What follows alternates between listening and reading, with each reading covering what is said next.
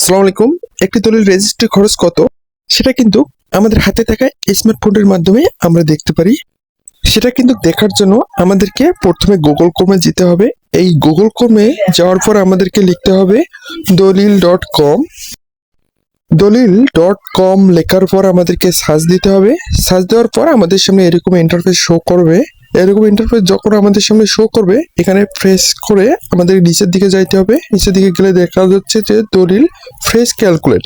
এখানে যখন আমরা টিপবো তখন কিন্তু আমাদের সামনে এরকম একটি ইন্টারফেস শো করবে।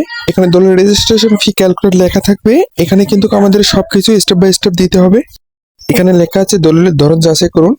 এখানে প্রথমে আমাদেরকে বিভাগটি সিলেক্ট করতে হবে, আমাদের বিভাগ রংপুর। তারপরে এখানে দ্বিতীয় নম্বরে জেলা কি সেটা কিন্তু সিলেক্ট করে নিতে হবে। আমাদের জেলা যেহেতু রংপুর, আমরা রংপুরটাকেই সিলেক্ট করে দিব।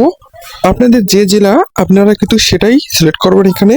তারপরে আমাদের এখানে দেওয়া আছে সিটি কর্পোরেশন, ভুক্ত জমি কিনা সদরের জমি। এখানে অনেক কিছু অপশন আছে, আপনাদের কোন জমি হ্যাঁ কিনা সেই অপশনটি এখানে সিলেক্ট করতে হবে। আমার যেহেতু সিটি কর্পোরেশন নয়, আমার পৌরসভাভুক্ত জমি, আমাদের সেটাই দিতে হবে হ্যাঁ। আমাকে হ্যাঁ ক্লিক করতে হবে। তারপরে স্থানীয় সরকার কর্তৃক যাচাই বাছাই, এখানে কি জমি পৌরসভাভুক্ত আমাকে এটাই সিলেক্ট করতে হবে। পৌরসভা অধিভুক্ত জমি, তো আমি পৌরসভা অধিভুক্ত জেলা সদরের জমি এটাকে সিলেক্ট করে নিব। এটাকে সিলেক্ট করে নেওয়ার পর আমাকে দিতে হবে জমির পরিমাণ কত। আমি এখানে জমির পরিমাণ দিয়ে দেব। আমার জমির পরিমাণ আমি 5 শতক দিয়ে দিলাম। তারপর এখানে শতাংশটা ক্লিক করা থাকবে, না থাকলে আপনাদেরকে ক্লিক করে দিতে হবে।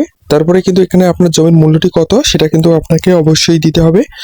আমার জমিটির মূল্য ধরতে গেলে আমি 2 লক্ষ টাকা দিলাম আপনাদের দেখানোর সুবিধার জন্য।